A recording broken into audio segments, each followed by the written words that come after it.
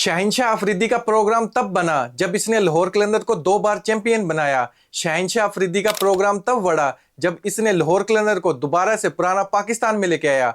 इस सीजन में उसने 10 मैचों में सिर्फ एक ही मैच जितवाया लाहौर कलंदर्स को। Mohammad Rizwan likely to replace Shaheen Shah Afridi as a T20 captain of Pakistan. Shaheen Shah Afridi तैयार होने जा रहा है पीसीबी की तरफ से ऑफिशियली थैंक यू लेने के लिए। Best decision ever for Pakistan cricket team after captain Sarfraz Ahmed, even after Babar Azam captain. Are you agree with this statement? Let me know in comment box. चलो, Pakistan cricket board की तरफ से एक फैसला तो अच्छा आया। जब से बाबर आजम को कैप्टनसी से हटाया है, बाबर आजम मजीद स्ट्रॉन्ग हो गए हैं, अपनी बैटिंग में भी, अपनी कैप्टनसी में भी। इफ्तिखार चाचू बुढ़ापे में दाखिल हो चुके हैं, अभी बात बात पर लड़ेगा। जैसे रॉय को चाहिए एल्डर्स का एहतराम करना। Give respect take respect. घर आए मेहमान के साथ बदतमीजी करना ये गलत बात है। पाकिस्तान में लीग खेलने के लिए कोई भी गैर मुल्की क्रिकेटर तैयार नहीं, मगर अफसोस पाकिस्तानी खिलाड़ी उन खिलाड़ियों के साथ कैसे रवैये से पेश आ रहे हैं। जेसन रॉय तो हीरो है पाकिस्तान के लिए। आप लोगों को याद होगा एक बार जेसन रॉय ने PSL के कॉन्ट्रैक्ट के लिए IPL का कॉन्ट्रैक्ट रिफ्यूज कर दिया था।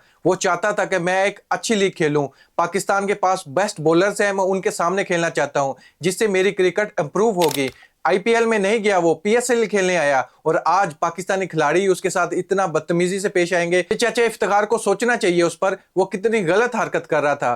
पहले कौन सा इंटरनेशनल लेवल से 30 मार खान आ रहे PSL खेलने के लिए, जो 1-2 आया है उसके साथ भी आप ऐसे करके भिगा दोगे, फिर आपस में ही खेलते रहना आप लोग। सबसे बड़ा मसला ओवरसीज प्लेयर को पाकिस्तान आने के लिए पैसे का है। दूसरा बड़ा मसला है सिक्योरिटी का है।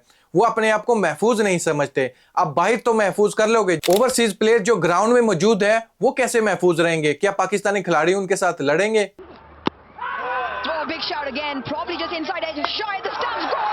जिस कैप्टन को बनाया उसकी खुद की परफॉर्मेंस का कोई अता पता नहीं। Sarfaraz Ahmed right now. Quetta Gladiator ने रायली रूसो की पिटाई से बचने के लिए अपनी टीम में शामिल किया। अब दूसरी टीम की पिटाई करना ही भूल गया है Rilee Rossouw. Sarfaraz Ahmed drop होने के बाद कोटा ग्लैडिएटर से ना रखे उम्मीद वफा किसी भी परिंदे से इकबाल, जब निकल आते हैं तो आशियाना भी भूल जाते हैं। Sarfaraz Ahmed, you are great captain but performance matters to be in the business. However, he should retire and enjoy the rest of his time. Sarfaraz Ahmed ने बहुत कुछ किया पाकिस्तान टीम के लिए। The past, but right now, he is time to end now. ODI में number 1 Indian team, test में number 1, T20 में number 1, world test champion में नंबर 1। ये सब तो ठीक है, बाकी आप वर्ल्ड कप ऑस्ट्रेलिया पर छोड़ दो।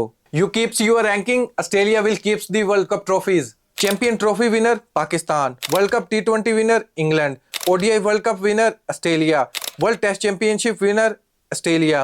Mohammad Kaif, India on paper बहुत ही अच्छी टीम है, नंबर 1 टीम है रैंकिंग में। मैं ये नहीं मानता जिनके पास ये ट्रॉफीज हैं। 3x king Babar Azam, 3x Mohammad Rizwan. What other guys do in PSL? Babar Azam will definitely break his record because he is king of the cricket. PSL का ये जो सीजन है इसमें बाबर आजम 2 बार रन आउट हुआ, एक मैच नहीं खेल सका। उसके बावजूद ये रन है बाबर आजम के, और स्ट्राइक रेट आपके सामने है, 150 प्लस का स्ट्राइक रेट है T20 में। Babar Azam produce 38% of the team score and he is done in throughout the PSL season. That's incredible. Peshawar Zalmi इस सीजन में जो भी मैच आ रहा है वो सिर्फ वो मैचेस है जिसमें बाबर आजम की अच्छी परफॉर्मेंस नहीं थी, और बाबर आजम इस सीजन में उस पिच पर परफॉर्म कर रहा है जहां पिच पर 4 पॉइंट समथिंग टर्न हो रहा हो बॉल। अस्सलाम वालेकुम दोस्तों, Quetta gladiator versus Multan Sultan playoff से पहले का ये आखिरी मैच था। कोयटा ग्लैडिएटर ने टॉस जीता लेकिन वहीं पे हारने का फैसला कर लिया रायली रूसो ने। कोटा ग्लैडिएटर की बैटिंग एक्सपोज हो रही है जब से रेदरफोर्ड गए हैं। इसके जाने के बाद इनकी बैटिंग बिल्कुल खत्म हो चुकी है। जैसे इस मैच में मोहम्मद रिजवान की बैटिंग के साथ साथ चार्ल्स का भी उतना ही क्रेडिट बनता है जितना मोहम्मद रिजवान का। मैन ऑफ द मैच तो मोहम्मद रिजवान ने लिया लेकिन चार्ल्स का बनता था। इसने जस्ट 29 गेंदों पर रन्स बनाए 53। कंडीशन कैसे भी हो ये उसका मोहताज नहीं है। पिंडी के स्टेडियम में भी इसने अच्छी परफॉर्मेंस दी, और आज कितनी डिफिकल्ट पिच थी और किस नंबर पर आकर खेल रहा है इसको इससे फर्क नहीं पड़ता। यही होता है असल प्रोडक्ट क्रिकेट का, कि कहीं पर भी जगह मिले वहां पर बस परफॉर्मेंस दे। ये ना हो नंबर का बोल कर अपनी बैटिंग परफॉर्मेंस छुपा ली जाए। चार्ल्स को कहीं भी मौका मिलता है वो डिलीवर करता है। दूसरी तरफ कोयटा की बैटिंग तो बहुत ही बुरी तरह एक्सपोज हो रही है, और ये पिछले 4 मैचेस में तो कुछ ज्यादा ही हो गया है। आज के मैच में देखो कितना लॉस टोटल बनाया इन्होंने, 104।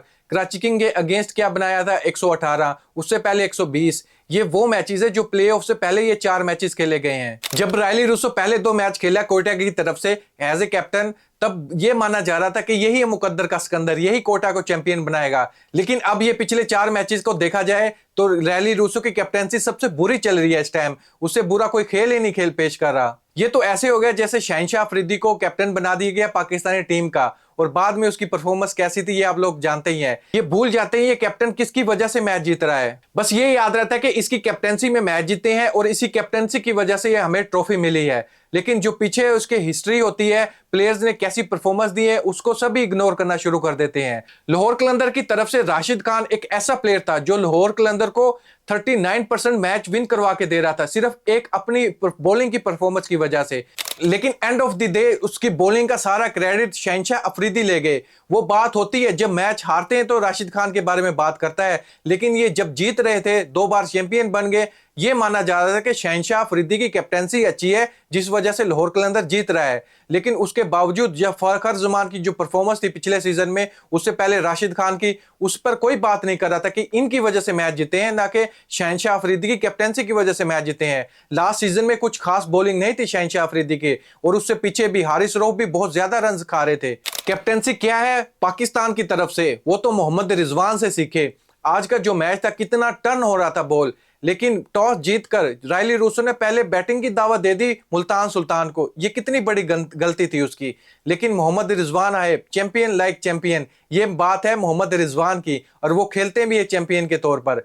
मोहम्मद रिजवान ने पिच को रीड किया, उसको पता था कि हम इतना टोटल बनाएंगे और इसको डिफेंड भी कर लेंगे। मोहम्मद रिजवान की कैप्टनसी में वो पिच को भी अच्छे से रीड करता है, और किस बॉलर को खिलाना है उसको भी वो अच्छे से मैनेज करता है, और किस एंड पर बॉलर को यूज करना है, कौन सा बॉलर यूज करना है, किस सिचुएशन में बॉलर को यूज करना है, ये मोहम्मद रिजवान से सीखना चाहिए शहनशाह अफरीदी को। मोहम्मद रिजवान के पास कोई बड़ा नाम नहीं है, कोई सुपरस्टार नहीं है, उसके बावजूद वो हर साल प्लेऑफ्स में क्वालिफाई करता है और फाइनल भी खेलता है ऑलमोस्ट। तो फिर पाकिस्तान क्रिकेट बोर्ड ने ये कैसे डिसीजन ले लिया शहनशाह अफरीदी को कैप्टन बनाने का, जबकि मेरिट की बात होती है तो मेरिट पर तो मोहम्मद रिजवान बनते थे। मोहम्मद रिजवान को चांस बनता था ज्यादा कि मोहम्मद रिजवान को T20 का कैप्टन बना जाए। चलो देर आए दुरुस्त आए, अब मोहम्मद रिजवान की बारी है कैप्टनसी संभालने के लिए पाकिस्तान की तरफ से T20 वर्ल्ड कप से पहले। कैप्टनसी का कितना ज्यादा फर्क पड़ता है। आज के मैच में आप लोगों ने देखा होगा रायली रूसो अपनी जगह नहीं चेंज करे, वो 1 डाउन ही आ रहे हैं। ये नहीं कि वो तीसरे नंबर पर आ जाए, चौथे नंबर पर आकर बैटिंग कर ले। उसने सारा मलबा मिडिल ऑर्डर पर डाल दिया, और मिडिल ऑर्डर कौन है? ख्वाजा नाफे। यंग गन्स पर आप इतनी बड़ी जिम्मेदारी कैसे डाल सकते हैं? आप डाल सकते हैं जब वो यूज्ड टू हो जाएगा, जब उसके पास एक्सपीरियंस हो जाएगा, तब आप डाल सकते हैं, जब आप टीम को साथ लेकर चल रहे होंगे। लेकिन उससे पहले आप यंगस्टर पे इतनी बड़ी जिम्मेदारी नहीं डाल सकते। आपकी कैप्टनसी का लेवल तब होता जब ख्वाजा नाफे की जगह पर आप आकर खेल रहे थे। पहले ख्वाजा नाफे को भेजते आप। कराची किंग वालों ने थोड़ा सीख लिया शान मसूद को ओपनिंग से हटाकर, लेकिन कोयटा ग्लैडिएटर वहीं पर अड़ा हुआ है। रायली रूसो को 1 डाउन भेजेगा और ऐसे ही मैच हारेगा। बहुत से लोग ये बोल रहे थे जैसे कोयटा ग्लैडिएटर की बैक टू बैक विकेटें गिर गई थी, इसी वजह से रायली रूसो वहां पर आकर खड़े हुए। लेकिन बाद में भी तो हमें सोचना है कि कोई सीनियर प्लेयर बचेगा कि या नहीं बचेगा। अगर ये इतनी ज्यादा पिच टर्न हो रही है, उसके अगर वो रायली रूसो आउट हो जाता है तो सारा मलबा यंगस्टर पे पड़ जाएगा। इस सीजन में उसामा मीर की बॉलिंग में तो कोई नया ही निखार है। अभी तक उसामा मीर ने इस सीजन में 21 विकेट्स हासिल कर ली हैं, और जो सेकंड हाईएस्ट बॉलर है विकेट हासिल करने में, वो भी मुल्तान सुल्तान की तरफ से है, मोहम्मद अली। जब मोहम्मद अली मुल्तान के स्टेडियम में खेलते थे तो मोहम्मद अली नजर आते थे। अब जैसे ही लोग मुल्तान से बाहर निकले हैं तो उसकी परफॉर्मेंस कुछ खास नहीं है। अब प्लेऑफ्स के मैचेस हैं। अब मोहम्मद रिजवान से ये पूछा भी गया था कि आप कुछ चेंज करोगे या इसी विनिंग कॉम्बिनेशन के साथ जाओगे। मोहम्मद रिजवान का कहना था नहीं, हम सिचुएशन के हिसाब से खेलते हैं। चाहे लास्ट मैच में एक प्लेयर ने अच्छी परफॉर्मेंस दे दी हो, लेकिन पिच को हम देखते हैं, आने वाली जो टीम हमारे सामने अगेंस्ट जो खेल रही है उसको देखते हैं, उसके बाद हम चेंजिंग करते हैं। दोस्तों, हर PSL के सीजन में आपने एक चीज को नोट किया होगा और वो बार बार रिपीट हो रही है। मोहम्मद रिजवान और बाबर आजम, ये दोनों प्लेयर्स हर सीजन में अपनी टीम के लिए अच्छी परफॉर्मेंस दे रहे होते हैं और अपना रिकॉर्ड्स बना रहे होते हैं, और पाकिस्तानी टीम में इन लोगों को ही बदनाम किया जा रहा होता है। पता नहीं ये लोग कहां से आते हैं। लेकिन जिस प्लेयर को, जिस बंदे को अल्लाह ताला इज्जत देना चाहे, लोगों के छीनने से कुछ फर्क नहीं पड़ता। लोग चाहे कुछ भी कहें, जब अल्लाह ताला ने इज्जत देनी है और उसका हार्डवर्क है, उसकी मेहनत का उसको सिला मिल रहा है, तो लोग तो बात करेंगे ही।